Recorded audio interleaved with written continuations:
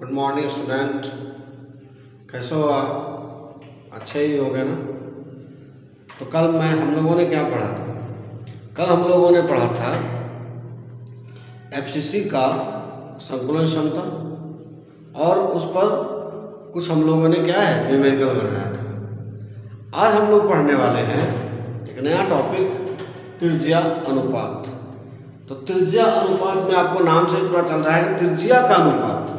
तो कौन से त्रिज्या का अनुपात? तो धनायन की त्रिज्या और ऋणायन की त्रिज्या का अनुपात है ना। ये आपके इस तरह आप देख रहे होंगे, इसमें लिखा हुआ है त्रिज्या अनुपात। तो त्रिज्या अनुपात का मतलब क्या होगा? तो त्रिज्या अनुपात का मतलब हो गया कि दो तत्व होगा, उस दोनों तत्वों का अनुपात ही होगा ना। एक धनायन होगा और एक क्या होगा, ऋणायन होगा। तो आप देखें यहाँ, जैसे कि NaCl है, तो NaCl टूटेगा तो क्या बनेगा, Na प्लस और Cl माइनस। क्या बनेगा? Na प्लस और क्या, Cl माइनस। तो Na प्लस का जो त्रिज्या होगा है ना, एवं Cl माइनस का जो त्रिज्या होगा, उसके अनुपात को हम लोग त्रिज्या अनुपात कहेंगे। बात जा रहा है समझ में? जैसे कि यहाँ पे हम ले सकते हैं ZnS। तो जब तोड़ते हैं ZnS को तो बन जाता है Zn प्लस प्लस और S माइनस माइनस।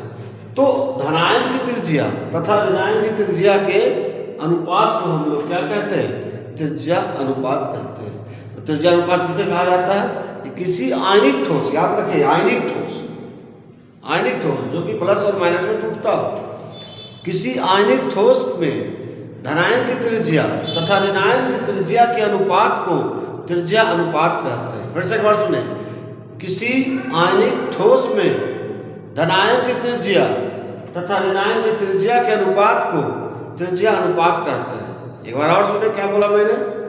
किसी आयनिक ठोस में धनायन की त्रिज्या एवं ऋणायन की त्रिज्या के अनुपात को त्रिज्या अनुपात कहते हैं। और एक बार सुने, क्या बोला मैंने? बोला कि किसी आयनिक ठोस में धनायन की त्रिज्या एवं ऋणायन की त्रिज्या के अनुपात को त्रिज्या अनुपात कहते हैं।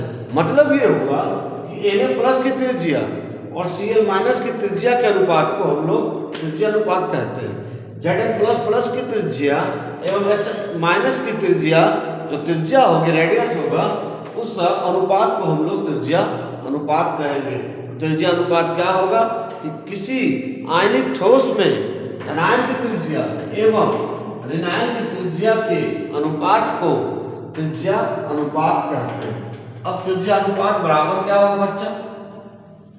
तो ध्यान दीजिए, त्रिज्या अनुपात बराबर होता है क्या, धनायन की त्रिज्या, धनायन की क्या त्रिज्या, यही होगा ना, धनायन की त्रिज्या बटे क्या, ऋणायन की त्रिज्या, धनायन की त्रिज्या बटे ऋणायन की त्रिज्या, है ना। हर पदार्थ में आप देखते होंगे धनायन ऋणायन दोनों होता है ना।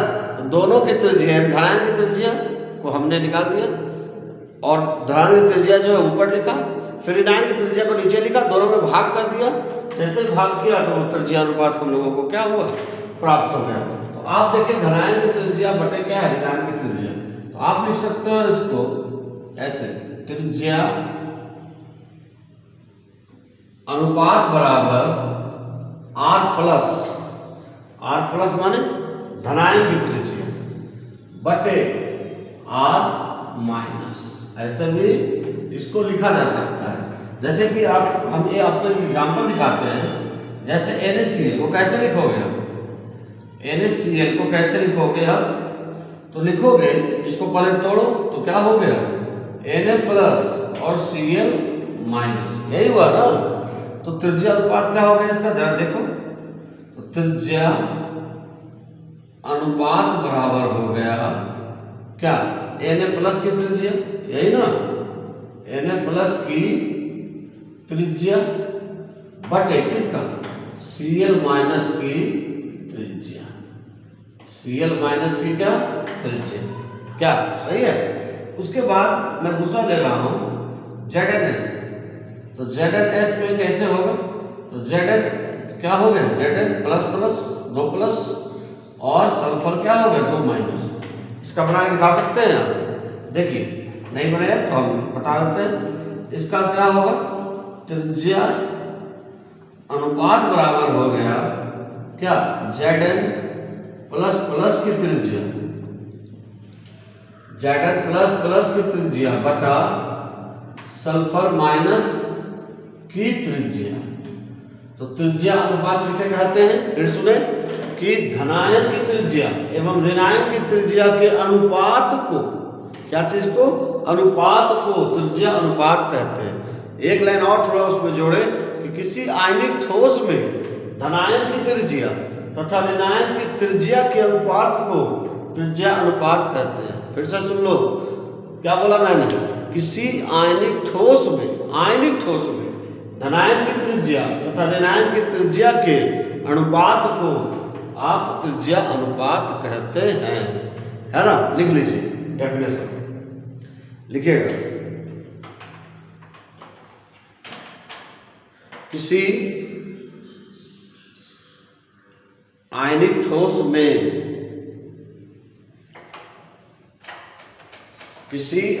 ठोस में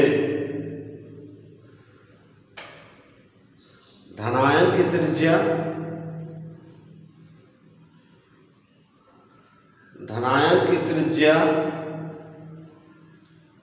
एवं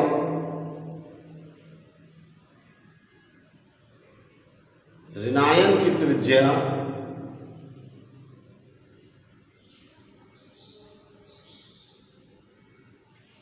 के अनुपात को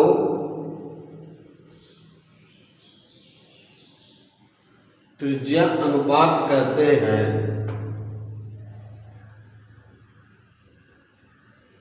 त्रिज्या अनुपात कहते हैं। कॉपी कीजिए पूरा।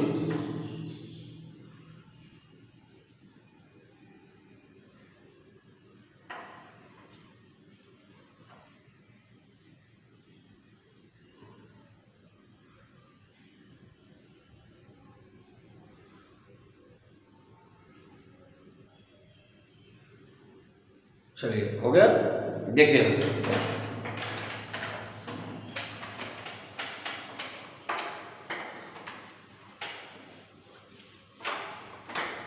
अब हम लोग इसका अनुप्रयोग पढ़ेंगे, यानी इसका उपयोग कहाँ होगा और ये जब, यानी कि यदि रेडियस त्रिज्या अनुपात का मान यानी कि रेडियस रेशियो का मान यदि किस एक क्रम से एक क्रम में होगा तो उसका उपसंयोजक संख्या क्या होगा और उसके एग्जाम्पल क्या होंगे वो हम लोग अभी देखेंगे। तो सबसे पहला यहाँ अनुप्रयोग मैं लिख रहा हूँ, अनुप्रयोग यानी कि एप्लीकेशन। तो सबसे पहला है कि यदि क्या त्रिज्या अनुपात का मान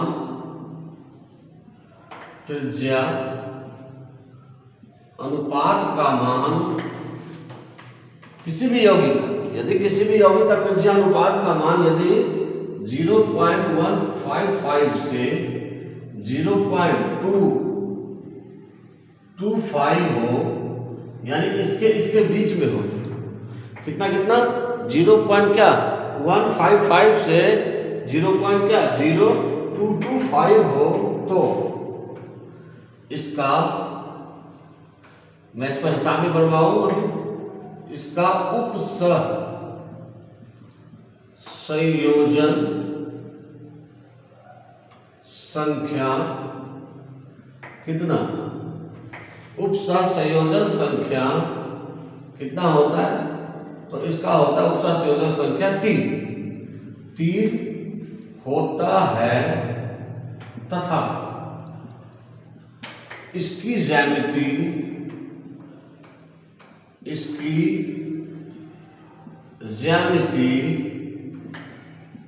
त्रिकोणीय या त्रिभुजाकार, ऐसा कह सकते हैं, त्रिभुजाकार समतल होता है। त्रिभुजाकार क्या समतल होता है।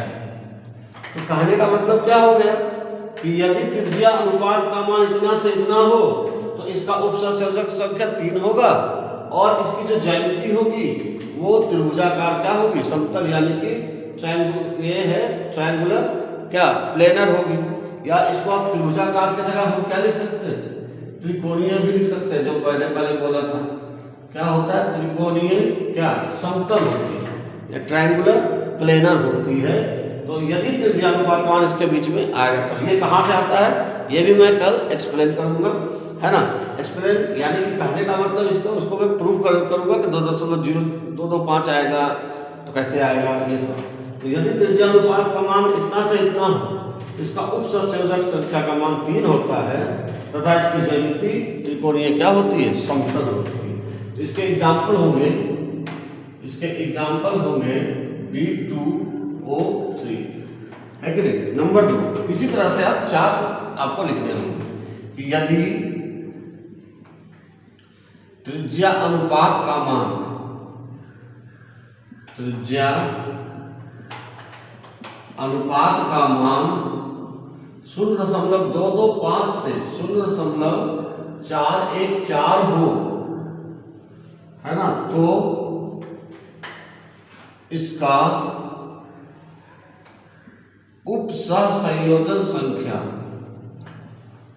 उपसहसंयोजन संख्या कितना, 4, टेट्राहेड्रल 4 है। ये हम आगे आपको देखने को मिलेगा, इसको मैं प्रूफ करूंगा आगे की क्लास में।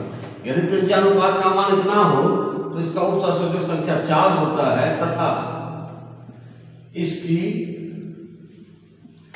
क्या ज्यामिति, इसकी ज्यामिति क्या होती है, चतुष्फलकीय, यानी कि टेट्राहेड्रल, चतुष्फलकीय, यानी इसको क्या कहते हैं इंग्लिश में, टेट्राहाइड्रल होती है, टेट्राहाइड्रल होती है। एग्जाम्पल क्या हो जाए इसको, इसके एग्जाम्पल हो गए ZnS, zinc sulphide, copper chloride, copper bromide और मर्क्यूरस HgS, है ना। अब आगे हम लोग देखें नंबर 3, यदि क्या त्रिज्या अनुपात का मान कितना, 0.414 से लेकर 0.732, कितना हो, 0.414 से लेकर 0.732 हो तो इसका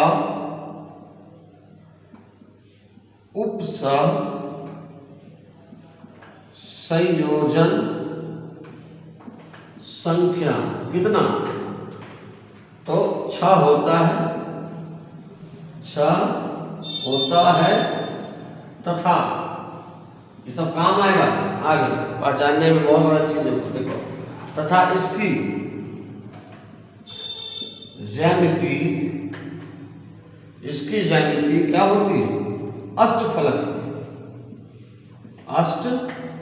अष्टफलकीय, यानी कि ऑक्टाहेड्रल होती, क्या होती है, ऑक्टाहेड्रल होती है। और एग्जांपल हम लोग ले लिए इसका क्या, NaCl, उसके बाद KBr, potassium bromide, MgO, CaO, etc, जितना भी और हो सकता है।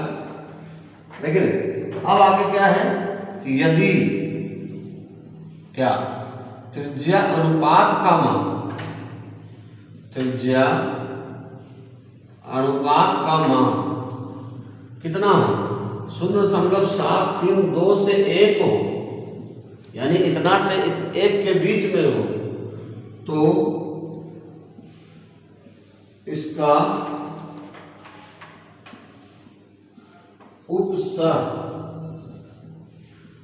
उपसंयोजन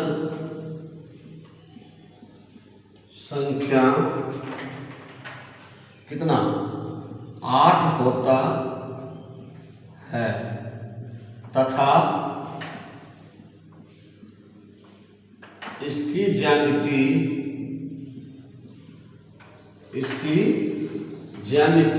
घनीय होती है। क्या होती है? घनीय होती है, यानी क्यूबिक होती है। इसके एग्जाम्पल क्या होगा? CS Cl silicon chloride, CsBr, CsI और सब। तो क्या बोला मैंने कि यदि त्रिज्यानुपात का मान 0.155 से 0.225 हो तो इसका उपसंयोजक संख्या 3 होता है। इसको मैं प्रूफ भी करूंगा बाद में थोड़ा सा। इसका उपसंयोजक संख्या 3 होता है तथा इसकी ज्यामिति त्रिकोणीय समतल होती है कि नहीं? यदि त्रिज्यानुपात का मान 0.225 से 0.414 हो तो इसका उपसंयोजक संख्या 4 होता है और इसकी ज्यामिति चतुष्फलकीय होती है। याद रखिएगा, यह ना काम आएगा हिसाब बनाने में तुरंत। यदि त्रिज्यानुपात का मान 0.414 से 0.732 हो तो इसका उपसंयोजक संख्या का मान 6 होता है और इसकी ज्यामिति अष्टफलकीय होती है। इसके बाद क्या? यदि त्रिज्यानुपात का मान 0.732 से 1 हो तो इसका उपसंयोजक संख्या 8 होता है और इसकी ज्यामिति घनीय होती है। और इसका एग्जाम्पल ये हुआ। आप जल्दी से इसको कॉपी करें ताकि मैं आगे न्यूमेरिकल दो आपको। जल्दी कीजिए।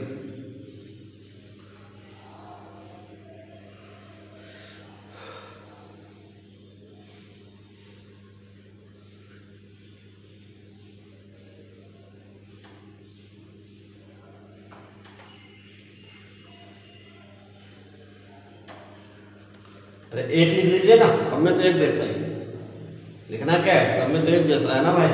सिर्फ याद क्या रखना है? त्रिज्यानुपात, उसका उपसंयोजक संख्या और क्या? ज्यामिति। इसके बाद एग्जाम्पल है ना, लिख लीजिए। या तो सबसे आसान तरीका स्क्रीनशॉट ले लीजिए, आराम हो जाएगा। बाद में लिखते रहिएगा। क्यों?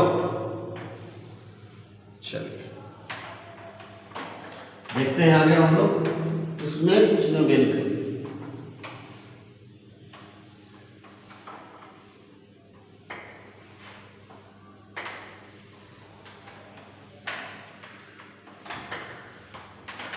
देखिए। न्यूमेरिकल में क्या है कि एक क्वेश्चन दे दिया जाए, MgO मैग्नीशियम ऑक्साइड की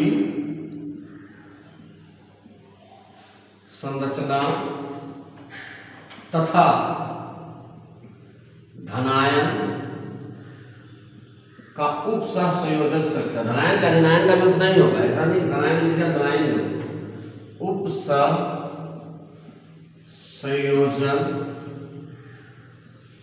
संख्या ज्ञात करें यदि धनायन एवं ऋणायन की त्रिज्याएं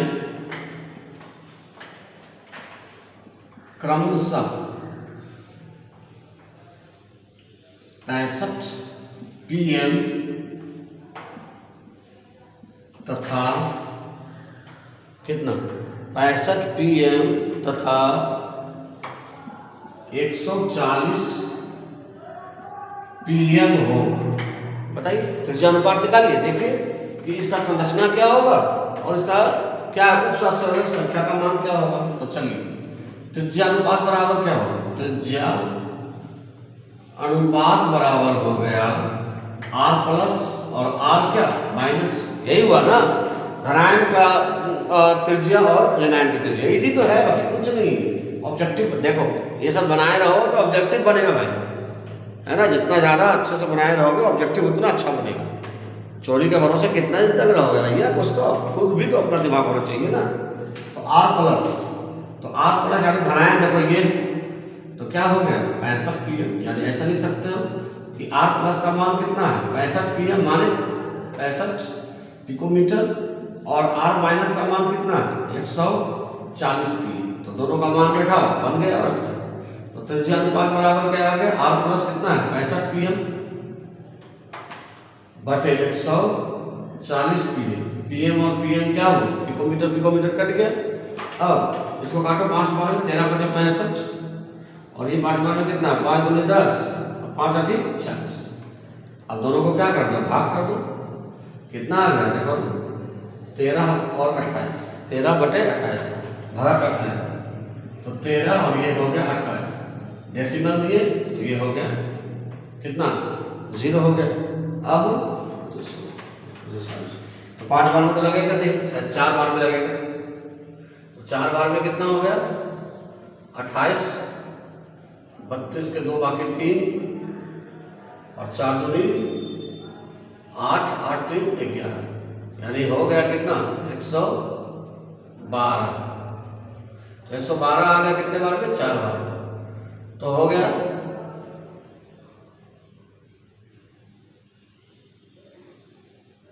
ये 10 में से कितना हो गया, 10 में से 2 गया तो कितना बचा, 8।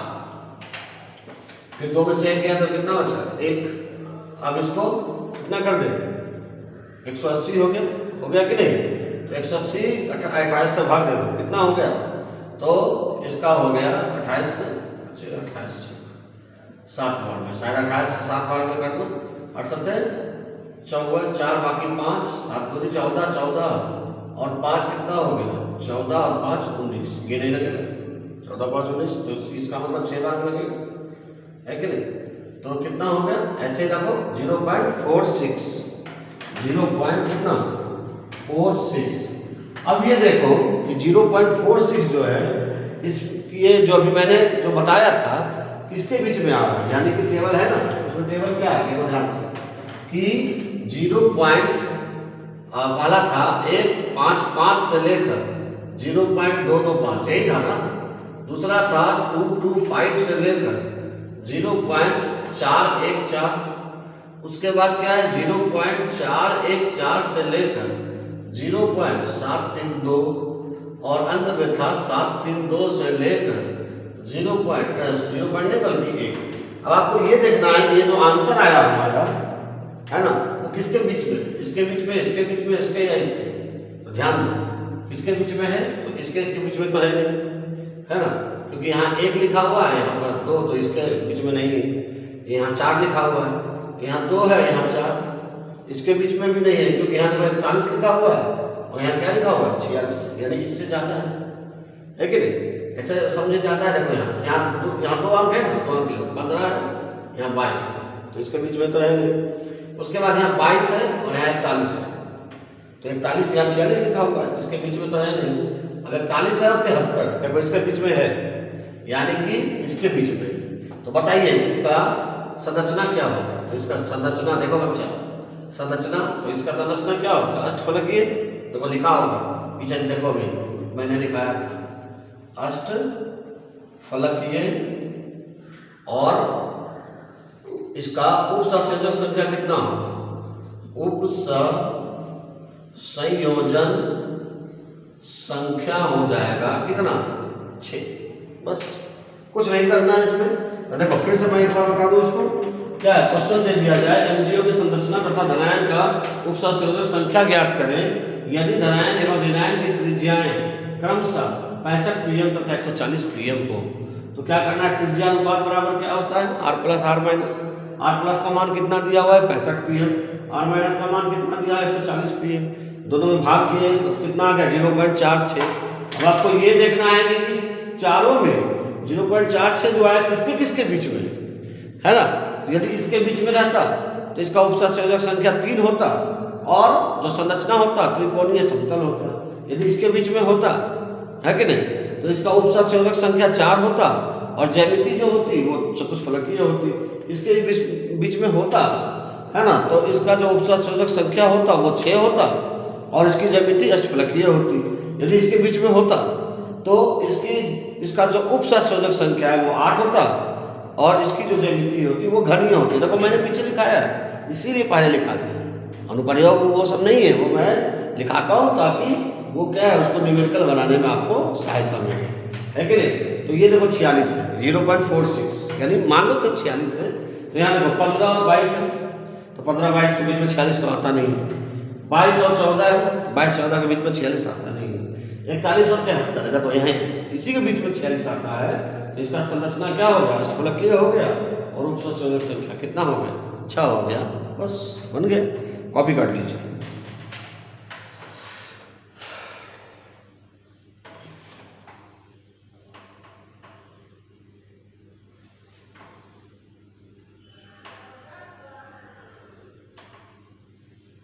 आपको ये बना के दिखाना है। देखिए अब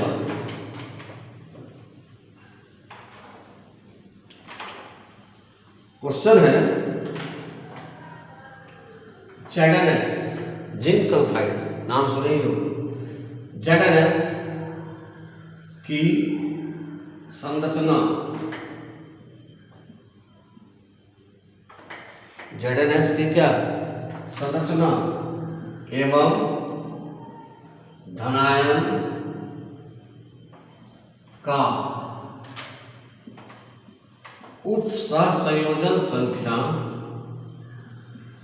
उपसहसंयोजन संख्या ज्ञात करें, है ना। यदि धनायन एवं ऋणायन की त्रिज्याएं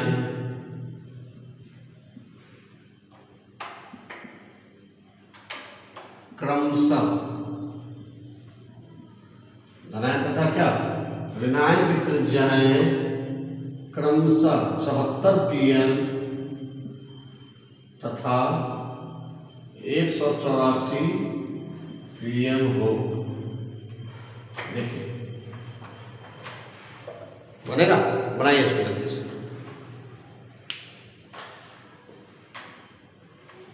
एक मिनट का समय है बच्चा, हैं देखो आप बना पाते हो कि नहीं। यही सब ना ऑब्जेक्टिव में आता है ज्यादातर। सब्जेक्टिव का टॉपिक तो है नहीं, तो जो ऑब्जेक्टिव का टॉपिक है दे दिया ZnS का उपसहसंयोजक संख्या कितना होता है, बस हो गया, बनाएंगे। तो हर चीज को जाने रहोगे, पढ़े रहोगे, तभी तो बना पाओगे ना, है कि नहीं। तो क्रमशः 74 pm और 184 pm कैसे बनेगा। तो यदि बन गया हो तो अच्छी बात है, आंसर जल्दी से दे दीजिए कमेंट बॉक्स में, और नहीं बना हो तो हम बनाना शुरू करते हैं। तो क्या हो गया, त्रिज्या अनुपात, तो त्रिज्या अनुपात बराबर क्या हो गया R प्लस और R माइनस, यही हुआ ना। तो R प्लस बराबर कितना है 74 pm और R माइनस बराबर कितना है 184 pm, ठीक है। तो जब ये क्या है R प्लस 74 बटे कितना हो गया 184 pm है और pm, तो pm क्या हुआ प्राइम मिनिस्टर नहीं होना है, ये प्राइम मिनिस्टर नहीं है pm, ये मत समझ लेना प्राइम मिनिस्टर। pm का मतलब होता है पिकोमीटर, क्या होता है पिकोमीटर, पिकोमीटर होता है। और एक पिकोमीटर बराबर, पिछले क्लास में मैंने बताया था कि एक पिकोमीटर बराबर होता है 10 पर पावर -12 मीटर। एनीवे तो इसको काटो कर, देखो कटेगा, 3 एकम हो गया 7, 37 बटा, और ये हो गया 9 2, यानी कि 37 बटे 92 भागा दे देंगे तो कितना आ जाएगा 0.402 लगभग, है ना 402 या 40। यहाँ देखो इसका 2 अंक ले लिए, जब 2 अंक लिए तो कितना है 40। अब देखो किसके किसके बीच में 15 22 बीच में नहीं, 22 और 41 देखो इसी के बीच में 22 और 41 यानी ये 40 है लेकिन यहाँ 41 है, इसके बीच में। तो इसका जो संरचना होगा, तो संरचना इसका क्या होगा चतुष्फलकीय, यही ना, यही बताया था ना मैंने, चतुष्फलकीय होगा, है कि नहीं। और इसका उपसहसंयोजक संख्या जो होगा वो कितना होगा 4 होगा। नहीं समझे, देखो ये पहले इसका आंसर देखो 402 यानी 40, यदि 402 भी रखना चाहते हो तो आप 3 अंक लेना पड़ेगा। तो यहाँ क्या है 40, कितना है 40 है। तो यहाँ देखो यहाँ पे 15 है 22, तो इसके बीच में नहीं आएगा, 22 और 41 है। तो देखो ये 40 है तो 41 के पीछे आएगा, यानी इसके बीच में आएगा। तो इसके बीच में का मतलब क्या हुआ, इसकी संरचना क्या होती है चतुष्फलकीय होती है ना। और उपसहसंयोजक संख्या कितना होता है 4, बस हो गया आंसर। कॉपी कर लो,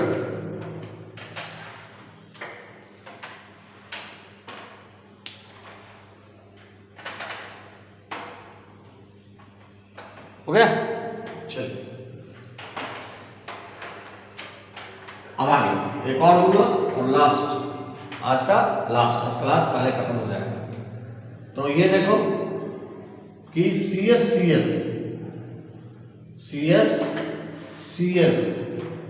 की संरचना तथा धनायन का उपसहसंयोजक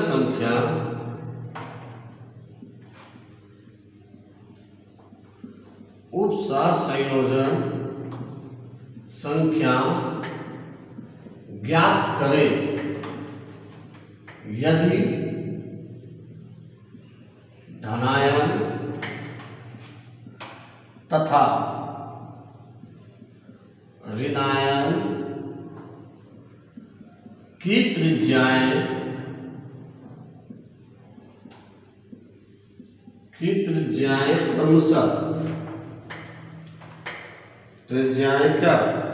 क्रमशः 167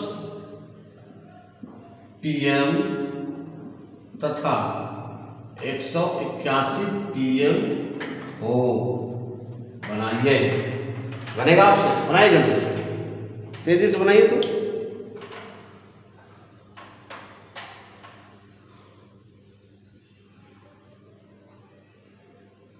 क्लास में रहते हैं तो ये सब बनाने में बहुत अच्छा लगता है, लेकिन अभी अकेले है तो अकेले में देखो बनता है तो ठीक, नहीं बनता है तो और भी ठीक, फिर तो हम हैं ही ना बनाने के लिए।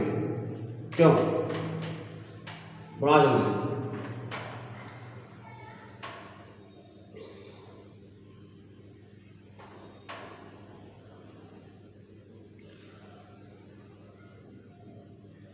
बन गया?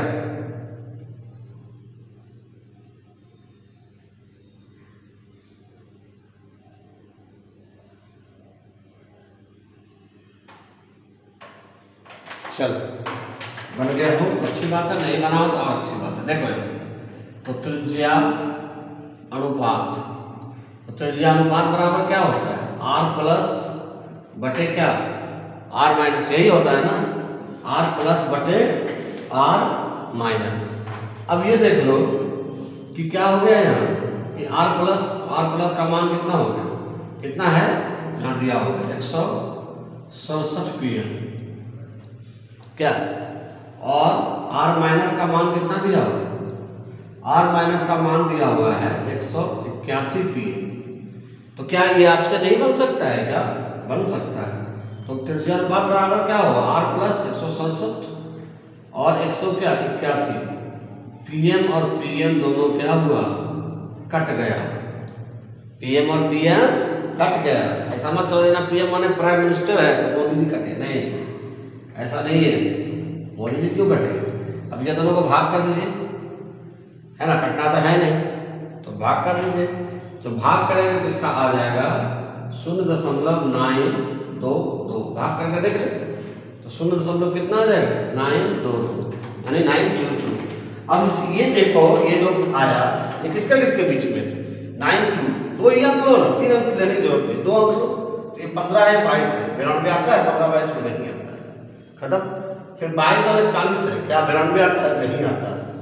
41 और 73 है, क्या 92 आता है? नहीं आता है। 73 और 1 है, हाँ देखो 73 और 1, इसके बीच में 92 आता है कि नहीं? तो इसका जो संरचना हो गया, ध्यान दीजिएगा, ऑब्जेक्टिव बनाना है तो सबको बढ़िया से जानना जरूरी है सर। लेकिन ये सब जब आ गया तो अच्छे से ऑब्जेक्टिव बनना है नहीं, हाई क्वालिटी ऑब्जेक्टिव में जाएगा ये। हाँ, यदि आ गया कि लोहा का एस कौन है तो ये सब तो इजी है कि नहीं? या फिर क्या कहते हैं ये जिंक का एस कौन है, ये सबसे अधिक कौन सा तत्व पाया जाता है, या सबसे अधिक कौन सा धातु पाया जाता है पृथ्वी पर, भूपर्पट्टी में या समुद्र में, तो ये सब तो इजी है ना। लेकिन जब ये सब आ जाएगा तो आपको बनाने में आपका स्किल काम करेगा, आपका दिमाग काम करेगा और कुछ काम नहीं करेगा। ये रटने के भी रटेगा कहाँ से? ये तो मैं ये दे रहा हूँ तुम ना, CSCl की जगह दूसरा कुछ दे दिया तब, है कि नहीं? तो संरचना क्या हो गया? तो इनऑर्गेनिक जो होता है वो फिक्स होता है, वो तो तो रट सकते हो, लेकिन ये सबको आपको बनाना है। इनऑर्गेनिक में मैं पढ़ाऊंगा, अभी तो पहले फिजिकली पढ़ा रहा हूँ फिलहाल। तो संरचना क्या हो गया, इसका संरचना क्या है 0.922, ये संरचना है 0.922 है। तो संरचना इसका क्या हो गया, किसके किसके बीच में है, इसके बीच में, यानी इसका संरचना क्या हो रहा था गणीय, और इसका उप संयोजक कितना हो रहा था, इसका उप संयोजक हो रहा था कितना 8, कितना हो रहा था 8। और इस तरह से आप इसका आंसर ले आएंगे और बन गया आपसे ये, क्यों। चलिए आगे बढ़े, चलो एक दे देते हैं बनाने के लिए, घर से बना के लगी हो है, देखते हैं।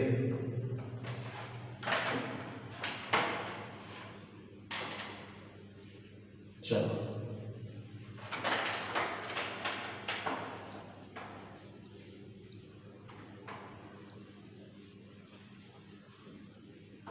चलो सोडियम क्लोराइड का नाम तो सुने ही होगा ना, सोडियम क्लोराइड। तो NaCl की संरचना तथा धनायन की संख्या की उप सहसंयोजक संख्या की उप संयोजन संख्या ज्ञात करें यदि धनायन तथा ऋणायन का की त्रिज्याएं क्रमशः 151 pm तथा 181 pm हो। देखिए बनता है कि नहीं, बन गया तो अच्छी बात है, और नहीं बना तो और भी अच्छी बात है।